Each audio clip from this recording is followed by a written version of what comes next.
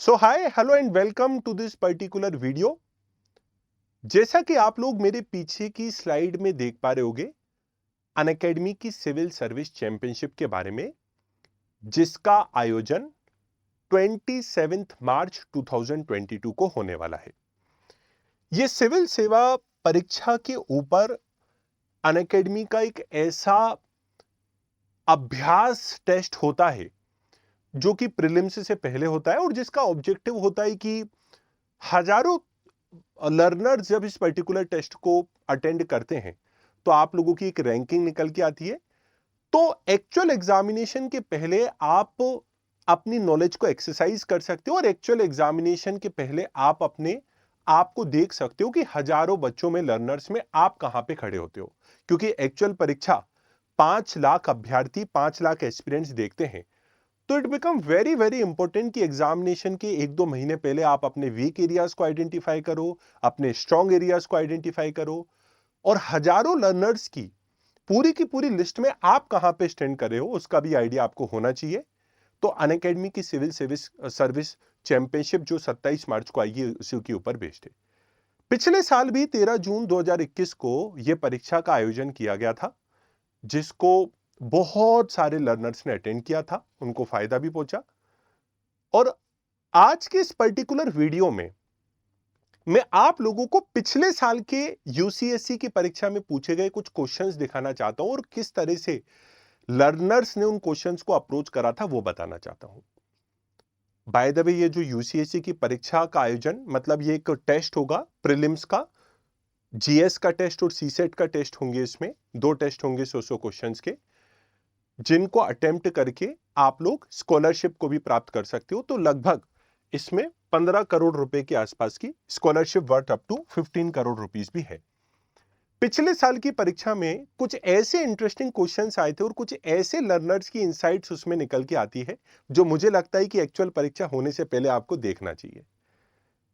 तो जैसे पिछले लेक्चर में भी मैंने आपको कई सारे इंपॉर्टेंट चीजों को बताया था, बच्चे किस तरह की गलती करते हैं, कभी कभी जल्दी जल्दी में लखनऊ सेशन को लखनऊ पैक्ट समझ के आंसर दे देते हैं। कभी कभी ऐसा भी होता है कि जैनिज्म और बुद्धिज्म की बात चल रही होती है, महात्मा बुद्ध के आगे केवल्य लिखा होता है, महावीर स्वामी के आगे निर्वाण लिखा होता है। हालांकि ये दोनों मिसमैच हैं, लेकिन बच्चे जल्दी जल्दी में भी इसको कर देते हैं। तो एग्जामिनेशन का प्रेशर, जो हॉल का प्रेशर होता है, वो अपने आप में एक अलग ही एक्सपीरियंस होता है।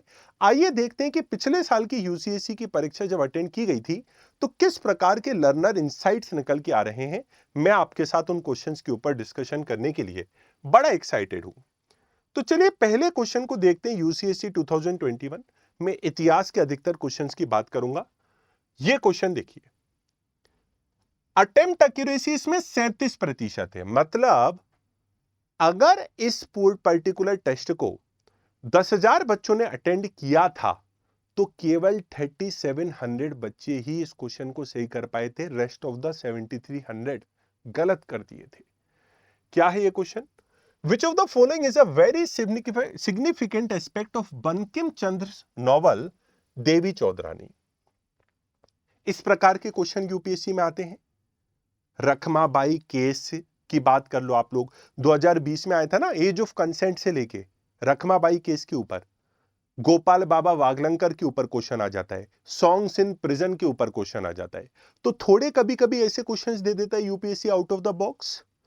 तो देवी चौधरानी जो बंकिम चंद्र की नॉवल है, उसका सिग्निफिकेंस किस चीज के बारे में है? अब आप लोगों को मैं बता दूं, देवी चौधरानी जो थी 1776 के आसपास जब सन्यासी रेबेलियन लड़ा गया था, उसमें इनका कंट्रीब्यूशन रहा था। और ये वो महिला फ्रीडम फाइटर हैं। अपनी नॉवल में बंकिम चंद्र ने इस बात को दर्शाने का प्रयास किया है कि ये वो महिला स्वतंत्रता सेनानी रही जिन्होंने 1776 में ब्रिटिश जो भारत की परंपरा, ट्रेडिशनल सोसाइटी को बर्बाद कर रहे थे, उसके खिलाफ आवाज उठाई थी। तो इस क्वेश्चन का आंसर अगर आप इस तरह से देखोगे तो recognition of the women's role in the early resistance against the British, इसका आंसर यह होगा कि महिलाओं का क्या योगदान रहा प्रारंभिक स्वतंत्रता संघर्ष में ब्रिटिश के अगेंस्ट में, उसको इसमें कैप्चर करने का प्रयास किया गया है। एडिशनल नॉलेज मैंने आपको दे दी है, सन्यासी रेबेलियन से ये जुड़ी हुई थी और भारत के कस्टम्स को, ट्रेडिशंस को ब्रिटिश बर्बाद कर रहे थे, उसके अगेंस्ट में ये कहीं ना कहीं बात निकल के आई थी। उसके अगेंस्ट में कहीं ना कहीं ये देवी चौधरानी का कंट्रीब्यूशन रहा था। तो मित्रों, इस प्रकार के जो क्वेश्चंस होते हैं वो यूपीएससी में भी आते रहते हैं। अब देखो, मैं ऐसा तो नहीं कहूंगा कि हमेशा आप लोग एक ऐसे क्वेश्चन को ढूंढने की कोशिश करो कि भाई ऐसे टॉपिक को मैं ढूंढूंगा जो केवल मैं ही सॉल्व कर पाऊंगा और कोई भी बच्चा सॉल्व नहीं कर पाऊंगा। नहीं, मेरा मैसेज देने का ये मतलब नहीं है कि हर एक ऐसी किताब का नाम याद करो, हर एक ऐसी नोवेल का नाम याद करो जो आउट ऑफ द बॉक्स है। नहीं, जब आप लोग टेस्ट सीरीज को अटेंड करते हो, किसी भी टेस्ट सीरीज को, आप अच्छी क्वालिटी की टेस्ट सीरीज को ज्वाइन करते हो, तो उसका पैटर्न ऐसा ही रहता है। किस प्रकार के 4-5 टॉपिक आते रहते हैं ताकि आपका ये सिलेबस कवर हो जाता है। जैसे अनअकैडमी की टेस्ट सीरीज में हम इसी प्रकार का प्रयास करते हैं। तो ये क्वेश्चन था, 37% इसे में एक्यूरेसी थी। आप लोग इस प्रकार के क्वेश्चंस को प्रिपेयर करिएगा, एक्चुअल एग्जाम में भी आपको फायदा मिलेगा। अगले क्वेश्चन की तरफ आते हैं और देखते हैं कि यूसीएससी की परीक्षा पिछले साल जो हुई थी उसमें क्या रही थी लोगों की एक्यूरेसी। यहां पे 44% एक्यूरेसी है, पहले के क्वेश्चन से थोड़ा बेहतर है। अब देखते हैं कि ये क्वेश्चन सरल था, पहले से कैसा था। Which one of the following statement does not apply to the permanent settlement system introduced by Lord Cornwallis? भैया, ये वही कार्नवालिस है जो अमेरिका से हार के आए था और बाद में भारत का गवर्नर बना। 1793 में इसके द्वारा परमानेंट सेटलमेंट को, स्थायी बंदोबस्त को बंगाल, बिहार और उड़ीसा में इंट्रोड्यूस किया गया था। तो परमानेंट सेटलमेंट बंगाल में, बिहार में और उसके साथ साथ जो है उड़ीसा में इंट्रोड्यूस किया गया था। ब्रिटिश की सबसे इंपॉर्टेंट प्रेसिडेंसी बंगाल थी, तो सबसे पहले उन्होंने कहां पे इंट्रोड्यूस किया परमानेंट सेटलमेंट को? यही इंट्रोड्यूस किया। अब देखो, डज नॉट अप्लाई पूछा है, मतलब 3 स्टेटमेंट सही होंगे और एक स्टेटमेंट गलत होगा। या तो आप 3 सही को आइडेंटिफाई कर लो या एक गलत को आइडेंटिफाई कर लो। तो पहला स्टेटमेंट है to encourage investment in agriculture. देखो, अधिकतर बच्चों ने ना गलती करी होगी और पहले वाले ऑप्शन को लगाया होगा कि ब्रिटिश भला क्यों चाहेंगे कि भारत की कृषि में निवेश हो। Are you getting my point और नॉट? पहले ऑप्शन को कई सारे बच्चों ने गलत इंटरप्रेट किया होगा, लेकिन इतनी जल्दी किसी भी क्वेश्चन की कंक्लूजन में नहीं पहुंचा जाता, क्योंकि पहला स्टेटमेंट सही है। ब्रिटिश ने जमींदारी सिस्टम, परमानेंट सेटलमेंट को इंट्रोड्यूस किया था। इसके पीछे का एक कारण कृषि में निवेश की उनकी इच्छा भी थी। आप पूछेंगे कैसे? भैया, जमींदारी सिस्टम में ब्रिटिश ने जमींदार को अपॉइंट किया था। यह जमींदार पीजेंट से टैक्स कलेक्ट किया करता था, यस और नो? और इस जमींदार को ब्रिटिश ने ओनरशिप राइट दे दिए थे। मतलब जमींदारी सिस्टम में भूमि का मालिक कौन था? कल्टीवेटर थोड़ी था, फार्मर थोड़ी था। जमींदारी सिस्टम ही नाम इसका इसलिए है क्योंकि इस पे ओनरशिप जमींदार के पास थी। अब आप सोचेंगे कि सर, किसान कर रहा है खेती तो जमींदार को ओनरशिप क्यों दे दी? एक्चुअल खेत में तो किसान खेती कर रहा है, तो जमींदार को क्यों ओनरशिप दे दी? जमींदार को ओनरशिप देने के पीछे का ब्रिटिश का आइडिया यह था कि अगर भूमि का मालिक जमींदार रहेगा तो अपनी भूमि की कंडीशन को सुधारने के लिए वो पैसे का इन्वेस्टमेंट करता रहेगा, पैसे का निवेश करता रहेगा। तो दैट वाज द लॉजिक कि जमींदार को इन्होंने अपॉइंट कर लिया, भूमि की ओनरशिप दे दी, क्योंकि ये एक्सपेक्ट करके चल रहे थे कि भूमि की कंडीशन को सुधारने के लिए, इरिगेशन वगैरह के लिए जमींदार इन्वेस्ट करेगा। और जमींदार ने इन्वेस्टमेंट किया नहीं। जमींदार के इन्वेस्टमेंट ना होने की वजह से कृषि में स्टैग्नेशन और डिटेरियोरेशन आ गया था, गिरावट आ गई थी कृषि में, एग्रीकल्चर में गिरावट आ गई थी। और जमींदार बहुत चालाक थे सर। अच्छा, ब्रिटिश ने क्या करा कि इसमें क्लॉज डाल दिया कि जब तक जमींदार ब्रिटिश को लगातार पैसा देता रहेगा, लगातार टैक्स देता रहेगा, जमींदार तब तक मालिक होगा। अगर जमींदार ने किसी भी पॉइंट पे ब्रिटिश को टैक्स देना बंद कर दिया, जो कि वो किसानों से कलेक्ट करेगा, तो जमींदार से भूमि छीन लेंगे। अब जमींदार समय पे टैक्स नहीं देते थे। जमींदारों ने क्या करा कि समय पे टैक्स नहीं दिया तो ब्रिटिश ने उनकी भूमि छीन ली, उनकी लैंड छीन ली। अब ये भूमि को ब्रिटिश क्या करते थे? नीलाम करते थे। नीलाम करने की सभा बैठी होती थी, 25-30 लोग बैठे होते थे, उसमें जमींदार अपना बंदा बैठा देता था। वो बंदा ऐसी रेट लगा देता था जो कि मार्केट वैल्यू से बहुत हाई है। वो बंदा जब एसी रेट लगा देता तो जमींदार के पास दोबारा से जमीन आ गई, और जब वो बंदे को पैसे देने का मौका आता, जो कि नीलामी की बोली में उसने लगाए थे, वो पैसे देने से डिफॉल्ट कर देता और जमींदार को भूमि फ्री में वापस से मिल जाती। तो आप लोग समझ पा रहे हो? तो ये वाला स्टेटमेंट मित्रों बिल्कुल सही है। एक एक्सपेक्टेशन जमींदार को बनाने की, ओनरशिप देने की ये रही थी कि लैंड की कंडीशन में ये इन्वेस्ट करेगा, तो पहला सही है। तो maintain a regular flow of revenue to the company, बिल्कुल सही बात है। कंपनी को रेगुलर बेसिस पे करना ही था रेवेन्यू इंश्योर, इसलिए उन्होंने लाए थे। To nurture a lower class for company, British इसके माध्यम से एक ऐसी उसको पैदा करना चाहते थे क्लास को जो ब्रिटिश के प्रति लॉयल हो, तो जमींदार क्लास वही क्लास थी। तो अगर ये 3 स्टेटमेंट सही है तो डी ऑटोमेटिकली गलत हो जाएगा, और आप पढ़ लो। To restore land to the cultivators, बिल्कुल सही है। अच्छा, बिल्कुल गलत है भाई, ये तो पीजेंट से जमीन छीन रहे थे ना, रिस्टोर थोड़ी कर रहे थे कल्टीवेटर्स को। ये तो भूमि छीन रहे थे ना, उनको दे थोड़ी रहे थे। अधिकतर बच्चों ने मित्रों इसमें जो गलती की होगी ना, वो इसलिए की होगी क्योंकि उन्होंने फर्स्ट वाले ऑप्शन को सही लगा दिया होगा, जबकि फर्स्ट वाले ऑप्शन को गलत मान लिया होगा कि ब्रिटिश क्यों इंकरेज करेंगे एग्रीकल्चर में इन्वेस्टमेंट को, जबकि इसका गलत आंसर यह है किसानों से भूमि छीनी गई थी, ना कि दी गई थी। और मैं क्वाइट श्योर हूं कि अगर कोई बच्चा डी ऑप्शन तक पहुंचता तो अटेम्प्ट एक्यूरेसी ज्यादा हो जाती, लेकिन आपने डी ऑप्शन तक पहुंचे नहीं ना, आपने तो पहले ही ए में आंसर देकर लिया ये आंसर होगा। तो कहने का मतलब यह है, अगर आप क्वाइट श्योर भी हो कि यही आंसर होगा, तो भी आप दूसरे ऑप्शन को चेक जरूर कर लो। हो सकता है बच्चे ने ये पढ़ा, इसको गलत मान लिया, लेकिन इस वाले पे आता तो उनको पता लगता कि यार ये गलत है, तो हो सकता है कई सारे लोगों का सही हो जाता। तो ये चीज का भी ध्यान रखना चाहिए। डेटा बोल रहा है सर, ठीक है ना, डेटा बोल रहा है खुद इस चीज को, ठीक है। तो चलिए अगले क्वेश्चन की तरफ अपन आगे बढ़ते हैं। Let us proceed to the next question now. अगले क्वेश्चन की तरफ आगे बढ़ते हैं। यूसीएससी 2021 की परीक्षा का अगला क्वेश्चन 34% एक्यूरेसी है। देखते हैं इस क्वेश्चन में क्या है। Consider the following historical events. अब इसमें क्या है भैया, क्रोनोलॉजिकल ऑर्डर में बिठाना है हमको पूरे के पूरे इवेंट्स को, मतलब क्रम अनुसार बिठाना है। यूपीएससी में इस तरह के क्वेश्चन आ जाते हैं और इस तरह के क्वेश्चन लॉजिक से करे जाते हैं। थोड़ा देखते हैं इसको। डेक्कन एग्रीकल्चर, अब देखो यूपीएससी में आपको एक बात का ध्यान रखना पड़ता है, जैसे कि पिछली क्लास भी मैंने अभिषेक सर के साथ जब ली थी तो उन्होंने एक बहुत अच्छी बात कही थी। उन्होंने कहा था कि जब भी आप किसी स्टेटमेंट को पढ़ो, या तो ये फिक्स करो ये सही है, या ये फिक्स करो ये गलत है, या ये फिक्स करो हम कंक्लूजन पे नहीं पहुंच पा रहे हैं, अगले स्टेटमेंट की तरफ आगे बढ़ते हैं, इससे हमें पता नहीं लग पा रहा सही है कि गलत है। तो डेक्कन एग्रीकल्चर एक्ट मान लो आपको पता नहीं है। वैसे तो मैं आपको बता दूं कि डेक्कन एग्रीकल्चर रिलीफ एक्ट जो पास हुआ था वो लगभग 1879 में हुआ था। जो पूना सार्वजनिक सभा थी उसने भी इस एक्ट को वो करा था, सपोर्ट करा था, क्योंकि ये किसानों को रिलीफ देने की बात कर रहा था। लेकिन मान लो आपको पता नहीं है। सेकंड स्टेटमेंट की तरफ बढ़ो। मैकोली मिनट, आप लोगों को पता होगा कि लॉर्ड मैकोली जो है वो 1833 में उसका नाम देखने को मिलता है चार्टर एक्ट के साथ में, और 1835 में मैकोली मिनट आया था।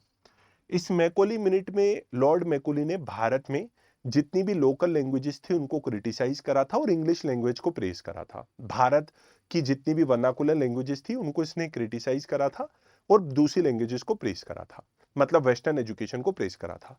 अब 1835 मित्रों बड़ा पॉपुलर लॉर्ड मैकोली आप लोग जानते होंगे, तो 1833 के चार्टर एक्ट से 1835 में आया था, ये आप लगा सकते हो अंदाजा। दूसरी बात देखो, आत्माराम पंडुरंग फाउंडेड द प्रार्थना समाज इन बॉम्बे। अब देखो प्रार्थना समाज, चलो आप मान लेता हूं मैं कंफ्यूज हो गया, आप आर्य समाज में, प्रार्थना समाज में और ब्रह्मो समाज में। लेकिन आपको यह तो पता होगा कि अधिकतर, एक दो को छोड़ के अधिकतर जितने भी भारत में समाज और धर्म सुधार आंदोलन हुए वो 1857 की क्रांति के बाद हुए, वो 19th सेंचुरी के सेकंड हाफ में हुए। इतना लॉजिक लगा लोगे तो ये 19th सेंचुरी के सेकंड हाफ में हुआ होगा। फिर अगला स्टेटमेंट है Satyendra Sinha was appointed to the viceroy executive council. बहुत पॉपुलर फैक्ट है कि 1861 के काउंसिल एक्ट में, 1891-92 के काउंसिल एक्ट में और 1909 के काउंसिल एक्ट में पहली बार भारत के लोगों को एग्जीक्यूटिव काउंसिल में एंट्री 1909 में मिली थी। इससे पहले उनको लेजिस्लेटिव काउंसिल में एंट्री मिली थी।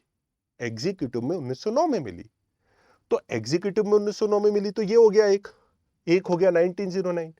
तो कहने का मतलब यह है कि भाई सबसे पहले हुआ 2, उसके बाद 1850 से 1900 के बीच में हुआ तो थर्ड स्टेटमेंट, उसके बाद फोर्थ स्टेटमेंट आना चाहिए।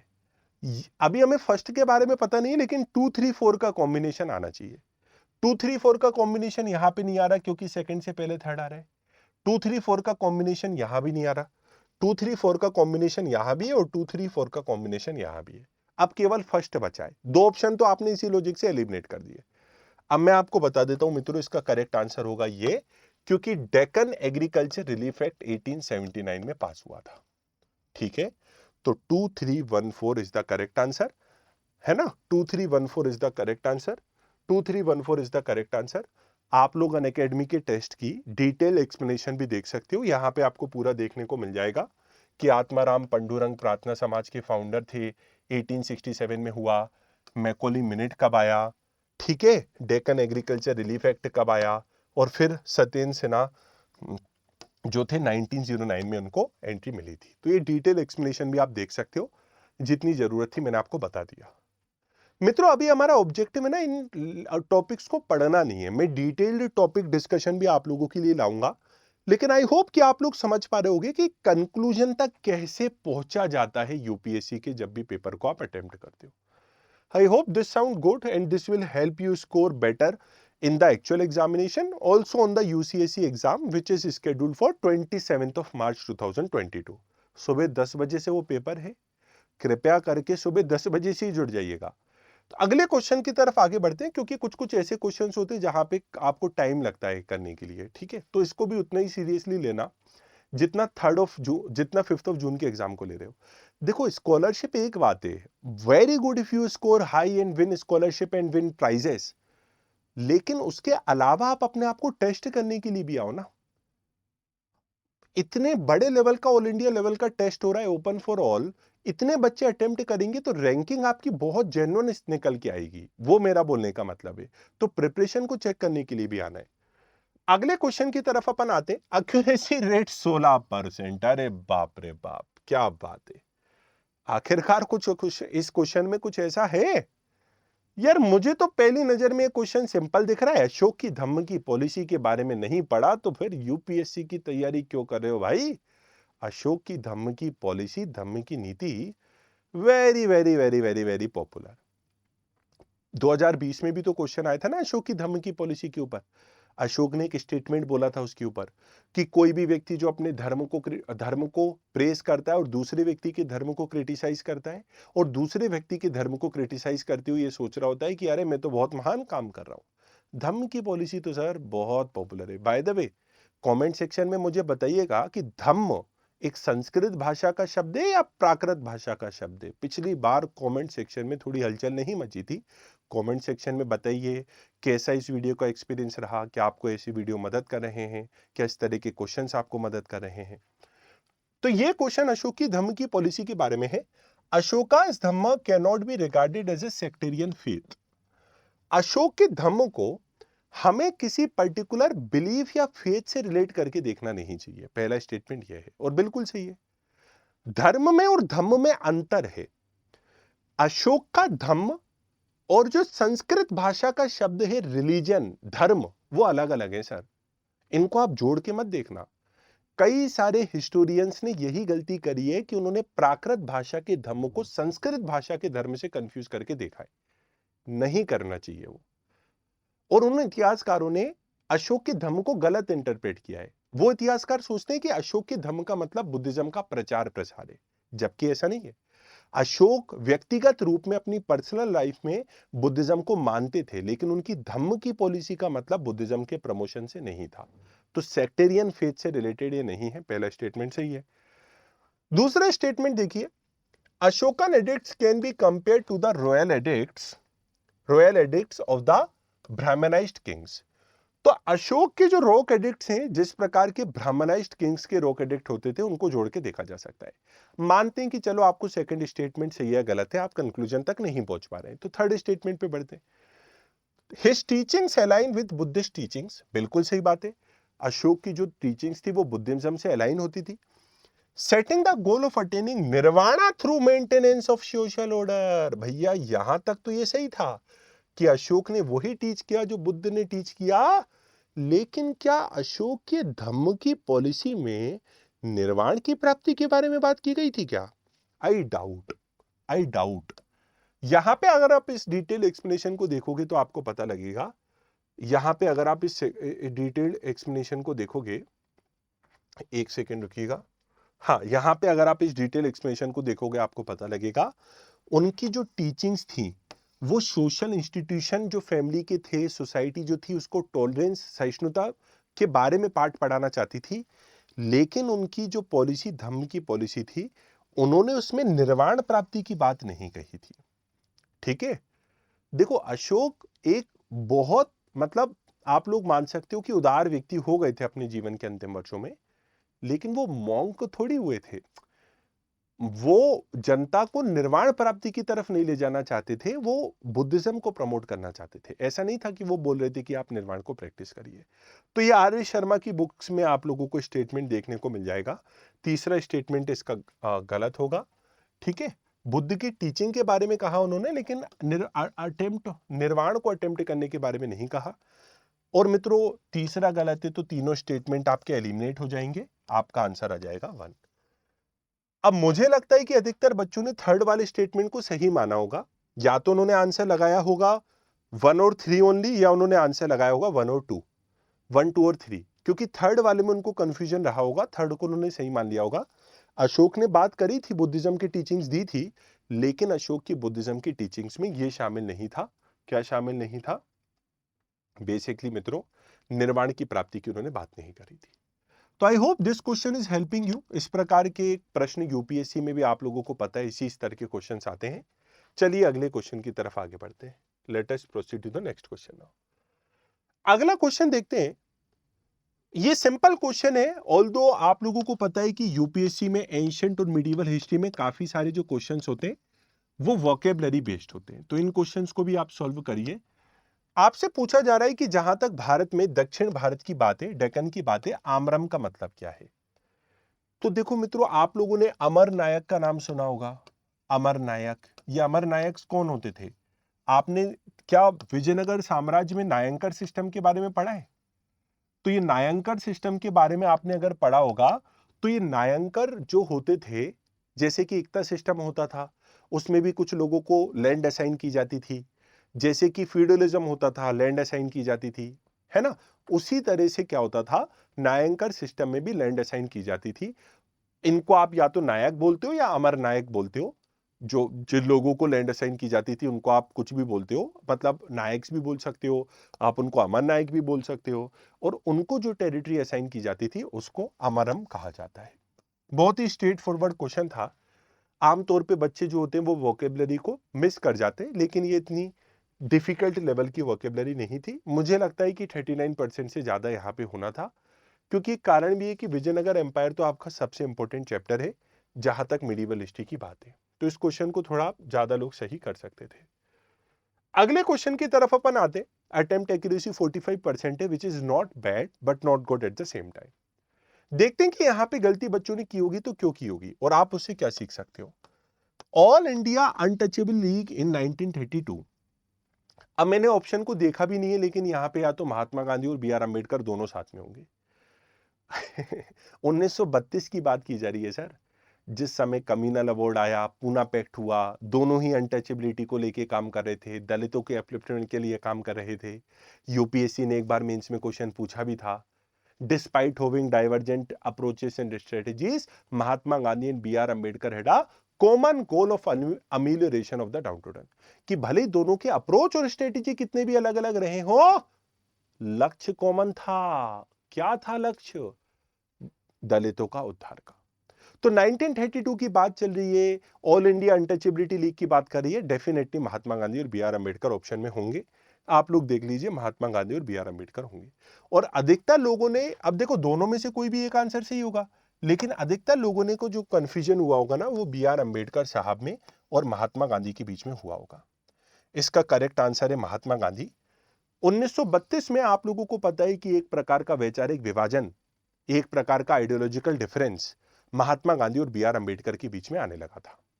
महात्मा और जो रैमसे मैकडोनल्ड ने कम्युनल अवार्ड रैमसे मैकडोनल्ड लाया था, जो दलित्स को सेपरेट इलेक्टोरेट दे रहा था, महात्मा गांधी उसके खिलाफ थे। तो बी आर अंबेडकर और इनके बीच में एक प्रकार का राजनीतिक मतभेद, मतलब आइडियोलॉजिकल मतभेद हो गया। पूना की यरवदा जेल में उस समय महात्मा गांधी थे 1932 में। तो क्या होता है कि अब दोनों के बीच में मित्रों एक आइडियोलॉजिकल डिफरेंस आ जाता है। Mahatma Gandhi fast unto death, मृत्यु पर्यंत प्रयास पे चले जाते हैं, और अल्टीमेटली फिर क्या होता है कि बी आर अंबेडकर और महात्मा गांधी के बीच में एक समझौता होता है, और उस समझौते को आप पूना पैक्ट बोलते हो, जो 1932 में हुआ था, जिसमें दलित्स को रिजर्वेशन की बात की जाती है, सेपरेट इलेक्टोरेट की बात हट जाती है। तो 1932 में ये पूरी घटना घटित हुई थी। आई थिंक सितंबर 1932 में महात्मा गांधी ने ऑल इंडिया अनटचेबिलिटी लीग की स्थापना पूना की यरवदा जेल से ही करी थी।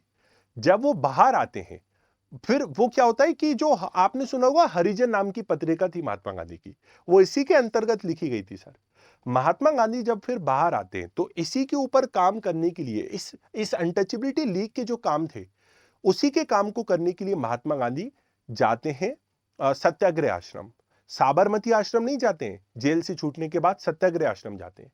साबरमती आश्रम वो इसलिए नहीं जाते हैं क्योंकि महात्मा गांधी ने प्रण लिया था 1930 के सिविल डिसोबीडियंस मूवमेंट में कि जब तक मैं स्वराज्य को प्राप्त नहीं कर लूंगा साबरमती आश्रम नहीं लौटूंगा। इसलिए वो सत्याग्रह आश्रम जाते हैं वर्धा में, और वहां से काम करते हैं फिर वो इसी के ऊपर। और आप लोगों को पता होगा कि 1933-34 में महात्मा गांधी ने ऑल इंडिया पॉलिटिक्स से रिजाइन कर दिया था, कांग्रेस से उन्होंने इस्तीफा दे दिया था, और वो रचनात्मक कार्यों की ओर चले गए थे, कंस्ट्रक्टिव वर्क की ओर चले गए थे।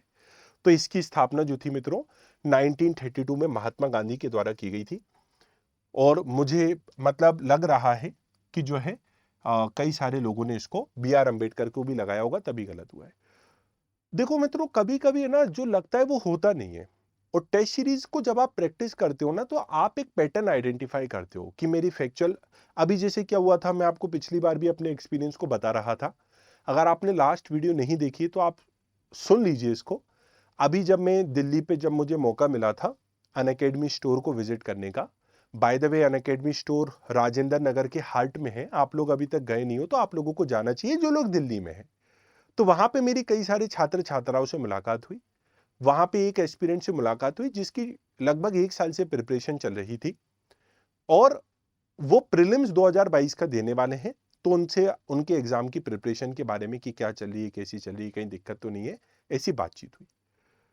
तो जब बातचीत हुई तब उन्होंने भी इसी बात को एडमिट करा। जब मैंने बोला, मतलब ये मैं आप लोगों को जो बता रहा हूं, आमतौर पे सभी अभ्यर्थियों के साथ ऐसा होता है कि जितनी आप टेस्ट सीरीज को देते हो उतनी आप लोग अपनी कमियों के पैटर्न को आइडेंटिफाई कर लेते हो। जैसे कि जिस अभ्यर्थी की मैं बात कर रहा हूं जो मुझसे स्टोर में मिला था, उनकी गलती कहां होती थी कि वो सोचते ज्यादा थे, मतलब कहीं का कहीं कनेक्शन ढूंढ लेते थे। मतलब इस क्वेश्चन को भी अगर मैं उनको प्रूफ करने को बोलूंगा कि इसका आंसर बी आर अंबेडकर होगा, तो वो सोच के कुछ ना कुछ कनेक्ट करके गलत इंटरप्रिटेशन ही करके उनको जोड़ देंगे कहीं ना कहीं बी आर अंबेडकर से। लेकिन मित्रों, कभी कभी वैसा होता नहीं है ना, जो हमें दिखता है। Objects in the mirror are closer than they appear, हर कांच पे लिखा होता है ना मोटर बाइक और कार की। तो कभी कभी वैसा होता नहीं है जो हमें दिखता है। समझ में आ रही है मेरी बात आपको? तो थोड़ा सा आपको पेशेंस रख के अप्रोच करना चाहिए एग्जाम को, और थोड़ा सा आपको मतलब सोचना चाहिए, उसी के बाद आपको किसी आंसर तक पहुंचना चाहिए। क्योंकि प्रॉब्लम यह है कि आप एक क्वेश्चन गलत नहीं कर रहे हो, आपकी नेगेटिव मार्किंग भी होती है। तो यूसीएससी की परीक्षा में मित्रों पिछली बार यह प्रश्न था, और देखते हैं एक आध और क्वेश्चन की बात करते हैं। और आप लोग ये पूरी डिटेल एक्सप्लेनेशन जो मैंने आपको दी है ना अभी, महात्मा गांधी पहले सत्याग्रह आश्रम गए, साबरमती आश्रम नहीं गए, हरिजन नाम की पत्रिका, समझ में आ रहा है आप लोगों को? ये पूरी डिटेल आप लोगों को यहां से देखने को मिल जाएगी। बहुत ही कॉम्प्रिहेंसिव और शानदार वो है। इस एक्सप्लेनेशन से आपको 50 नई बातें भी पता लग रही है। तो एक्सप्लेनेशन को पढ़ना भी काफी इंपॉर्टेंट हो जाता है। ठीक है, तो एक आध क्वेश्चन मित्रों और अपन डिस्कशन करते हैं, एक आध क्वेश्चन हम और डिस्कस करते हैं। लेट अस ट्राई टू जो है देखते हैं एक आध क्वेश्चन को, और कुछ एक और बढ़िया सा क्वेश्चन निकालते हैं इस सेशन को एंड करने से पहले। एक आध बढ़िया सा क्वेश्चन निकालते हैं। ठीक है,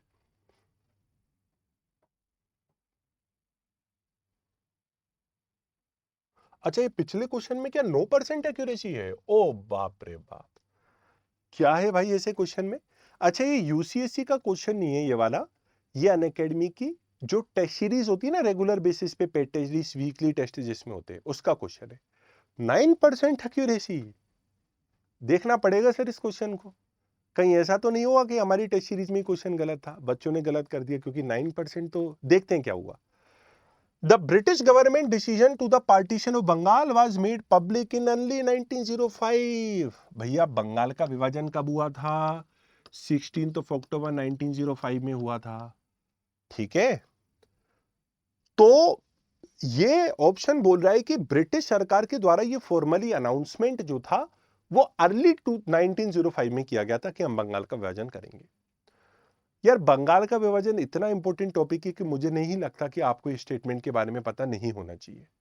मैं कहूंगा आपसे कि चलो चौधरानी देवी के बारे में आपने मिस कर दिया तो कुछ गलती हो सकती है, लेकिन इसके बारे में ये गलती नहीं हो सकती। जब आप पार्टीशन ऑफ बंगाल की पूरी थ्योरी को पढ़ते हो तब आपको पता लगता है कि ब्रिटिश ने अनाउंसमेंट 1903 में कर दिया था कि हम बंगाल का विभाजन करेंगे। पब्लिक 1905 में नहीं करा था। और यही कारण था कि बंगाल के विभाजन का अनाउंसमेंट इतने पहले हो चुका था कि लोग बागों ने स्वदेशी और बॉयकॉट को रेजोल्यूशन को बंगाल के एक्चुअल विभाजन होने से पहले ही पास कर दिया था, क्योंकि 1903 में ब्रिटिश ने इस बात को पब्लिक कर दिया था। इसलिए बॉयकॉट और स्वदेशी रेजोल्यूशन उन्होंने पहले पास कर दिया था कि अगर तुमने लॉन्च करा तो हमने भी यहां पे फिर लॉन्च करा। तो पहला स्टेटमेंट मित्रों गलत है, 1905 में नहीं 3 में हुआ था, 16 अक्टूबर 1905। दूसरा स्टेटमेंट सही है। The boycott resolution was passed after the partition of Bengal. नहीं सर, पहले हो गया ना वो, तो बॉयकॉट रेजोल्यूशन तो पास पहले हो गया ना, बाद में थोड़ी हुआ। देखता हूं अगर इसकी एक्सप्लेनेशन भी दे रखी है तो। अच्छा, नहीं है इसकी एक्सप्लेनेशन, ठीक है, मैं समझा तो रहा हूं आपको। तो बॉयकॉट रेजोल्यूशन पहले पास हो गया था। तो मित्रों थोड़ा सा डिफिकल्ट क्वेश्चन तो था, लेकिन यूपीएससी में कभी कभी ऐसे क्वेश्चन आते रहते, तो ये क्वेश्चन का आंसर भी मैं आशा करता हूं आपको समझ में आया होगा। तो मैं आशा करता हूं कि इस प्रकार के सेशंस जब हम इन एनालिटिक्स के साथ लाते हैं तो आपको बड़ा फायदा मिलता होगा। और हम सभी लोगों का, मुझे आप लोगों के साथ यूसीएससी के टेस्ट में मिलने का इंतजार रहेगा। ये टेस्ट जो है आप लोगों को, जैसा कि मैं बता चुका हूं, 27 मार्च को है। आप लोग अनअकैडमी की, अगर आप लोग अपनी प्रिपरेशन करना चाहते हो, अगर आप अपनी जो है प्रिपरेशन को करना चाहते हो, अगर आप लोग जो है एक टेस्ट सीरीज से अपनी प्रिपरेशन को प्रैक्टिस करना चाहते हो, तो आप लोग अनअकैडमी की टेस्ट सीरीज को भी ले सकते हो। बहुत ही अमेजिंग ऑफरिंग है अनअकैडमी टेस्ट सीरीज की। ऑफरिंग आप देखोगे, curated by the top educators, complete syllabus coverage इसलिए क्योंकि हमारे टेस्ट सीरीज में सेक्शनल और फुल लेंथ टेस्ट सीरीज का बढ़िया बैलेंस होता है ना। पूरे टॉपर्स के साथ मिलकर वो डिजाइन की जाती है, कब किस समय में कौन सा टेस्ट हो। इन डेप्थ परफॉर्मेंस एनालिसिस, जैसे आपने देखा कई सारे लोग इनरोल कर चुके हैं, और रेटिंग बहुत अच्छी दी गई है, 4.6 star out of 5। People are loving it, people are talking about it. और इस प्रकार के जो क्वेश्चन है वो बच्चों को एक्चुअल एग्जामिनेशन में भी बहुत मदद करेंगे। बड़ी रिग्रेस पूरी जो टीम है वो विचार करती है, सोचती है, फिर कोई भी क्वेश्चन आप लोगों के लिए सामने लाया जाता है। हमें पता है कहां पे कैसे कौन सा क्वेश्चन फिट करके बच्चे को किस लेवल पे किस समय कौन सा चैलेंज दिया जाना चाहिए, उसी हिसाब से पूरी टेस्ट सीरीज को डिजाइन किया जाता है। तो आप लोग जो है अनअकैडमी टेस्ट सीरीज से भी जुड़ सकते हो। और अभी एक विशेष ऑफर चल रहा है जिसके तहत आप लोग 20% डिस्काउंट को प्राप्त कर सकते हो। आई थिंक इसकी लास्ट डेट आज है।